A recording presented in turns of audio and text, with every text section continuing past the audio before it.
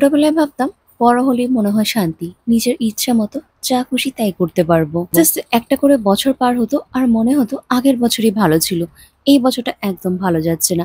আবার পরের বছর একই কথা মনে হতো। তো এখন বুঝতে পারছি ছোটবেলায় সব থেকে ভালো ছিল। জীবনে কোনো কিছুর জন্য কোনো চিন্তাই ছিল না। আজকে আমি আর দীপা ঠিক করেছি আমাদের দুই ছেলেকে নিয়ে পার্কে ঘুরতে যাব। আর আজকে দীপা বিরিয়ানি রান্না করেছিল, আমার আর বাবার আজকে ওদের বাড়িতে নিমন্ত্রণ ছিল।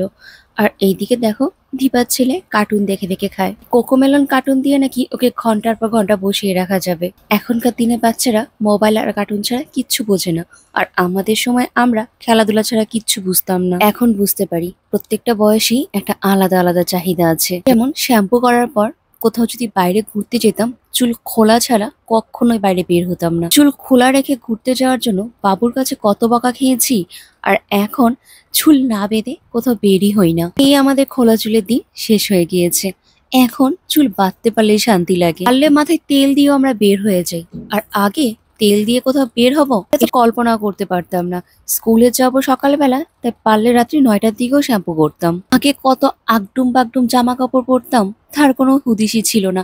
কত চুমকি লাগানো, কত ঝিকিমিকি, আরো কত কিছু। জামা কাপড় ছাড়া মনে হয় চোখেও কিছু ভাসতো না। আর এখন কোনো জামা কেনার আগেই সিম্পল কি আছে এগুলোই দেখতে থাকি। মানে হালকা সিম্পলের মধ্যে কিছু, এগুলাই পছন্দ হয়। গর্জিয়াস আর কিছু মনেই ধরে না। আর কি এসে দেখি একটা দিদি কিছু স্টল নিয়ে বসেছে। উনি তার হাতের কাজে কিছু মালা, আংটি, কানের দুল বিক্রি করছিল। দেখে আমার খুব ভালোই লাগছিল, অনেক ইউনিক লাগছিল আর খুব সুন্দরও লাগছিল। মামামের জন্য আমি একটা গলার সেট নিয়ে নিয়েছি।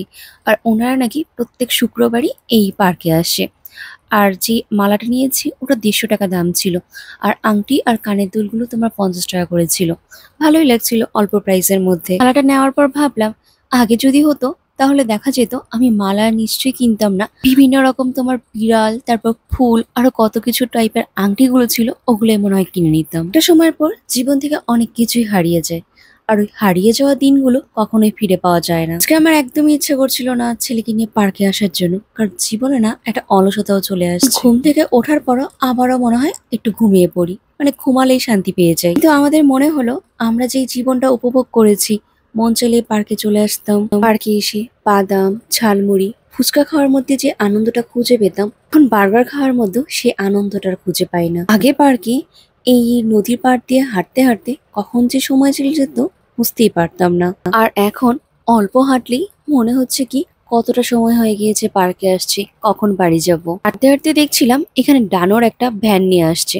আর এইখানে অনেক মানুষের ভিড়। ফার্স্টে ভাবছিলাম দুধ মনে হয় ফ্রিতেই সবাইকে দিচ্ছিল, আর সামনে যে জানতে পারলাম এটা প্রমোশনের জন্য আসছে। 10 টাকা করে প্রত্যেককে একটা প্যাকেট কিনে নিতে হচ্ছে। আগে পার্কে এরকম ভিড়ই থাকতো না। মানুষ শুক্রবার বা কোনো অনুষ্ঠান ছাড়া কখনো পার্কেই আসতো না। এখন প্রত্যেকটা দিনই অনুষ্ঠানের মতো হয়ে গিয়েছে। পার্কের ভিড় দেখে এখন মনেই হয় না কোন দিন শুক্রবার যায় আর কোন দিনই বা কোনো অনুষ্ঠান হয়। দিন ধরে বাংলাদেশে ফুচকা খাওয়া হয় না, তো ভাবলাম আজকে 1 প্লেট মন ভরে বাংলাদেশে ফুচকা খাবো। টক ঝাল চেটুলের চাটনি দিয়ে ফুচকার মধ্যে ভরে খেতে কি যে দারুণ লাগে। আমি এখনো ইন্ডিয়ার জল ফুচকায় এই আনন্দটা পাই না। আমার কাছে বাংলাদেশের ফুচকা অলওয়েজই বেস্ট। ওই তোমার আলুর পুর ভরার উপর দিয়ে ডিম, শসা, গাজর, পেঁয়াজ কুচি দিয়ে সাজিয়ে যে ফুচকাটা দেয় না, ওটা আমার কাছে দুর্দান্ত লাগে। ফুচকা খাওয়ার পর চলে আসলাম এইখানে একটা নতুন চায়ের দোকান হয়েছে। দেখলাম অনেক রকমই চা পাওয়া যাচ্ছে। আমরা দুজনে দুটো মালাই চা অর্ডার দিয়েছি। মালাই চাটা ভালোই ছিল, চিনির পরিমাণটা অনেকটাই কম ছিল, বাট মালাই একদম ভরপুর ছিল। আমি যখনই ময়মনসিং আসি না কেন, আমি আমার ছেলেকে নিয়ে অনেক ঘুরি। কারণ আমি চাই ওর মামার বাড়িতে এসে প্রত্যেকটা মুহূর্ত হাসি আনন্দে কাটাক, এবং ওর মামার বাড়ির স্মৃতিগুলো যেন ওর সারা জীবন মনে থাকে। বয়সটা হয়তো বা অনেকটা ছোট, কিন্তু 6 মাস আগে যে আমি ওকে কোথায় কোথায় ঘুরিয়ে নিয়ে গিয়েছি ও এখনো এটা বলতে পারে। জীবন জীবনের মতো চলে যাবে, বাট এই স্মৃতিগুলো সারা জীবন ওর মনে থেকে যাবে। খাওয়ার পর আমার ছেলে বায়না করছিল পিৎজা খাওয়ার জন্য। পিৎজা যখন আমি অর্ডার দিতে গিয়েছি, ওনাকে বললাম যে মিডিয়াম সাইজের পিৎজা দেওয়ার জন্য, বাট উনি আমাকে বললো লার্জ ছাড়া হবেই না। এবার আমি আমার ছেলেকে অনেক বুঝিয়ে বার্গার খাওয়ানোর জন্য রাজি করিয়েছি। আর এইদিকে দিবা ফার্স্ট টাইম বললো যে ধোসা ট্রাই করবে। তো আমি বললাম প্লেন মশলা ধোসাটাই একবার ট্রাই করে দে, ভালো লাগলে পরে চিজ ধোসাও খেতে পারবি। আর আমার না বড় বড় রেস্টুরেন্টের বার্গারের থেকে এই ছোট ছোট স্টলগুলোতে যে বার্গারগুলো পাওয়া যায় অনেক বেশি ভালো লাগে।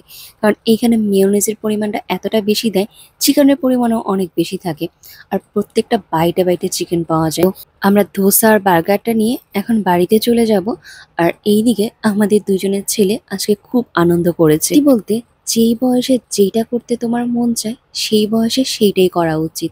কারণ সময়ও বদলে যাবে, বয়সও বেড়ে যাবে, আর দেখবে কি মনের ইচ্ছাটাও পাল্টে যাবে। এখন আর আগের মতো কোনো কিছু ইচ্ছা করে না, কিন্তু এখন মনে হয় কি ছেলের সাথে নতুন করে বাঁচছি। এখন ছেলে মেয়েকে এতটা আনন্দে রাখতে চাই যেন আমার ছেলে মেয়ে বড় হয়ে আর এই সময়গুলো মিস না করে।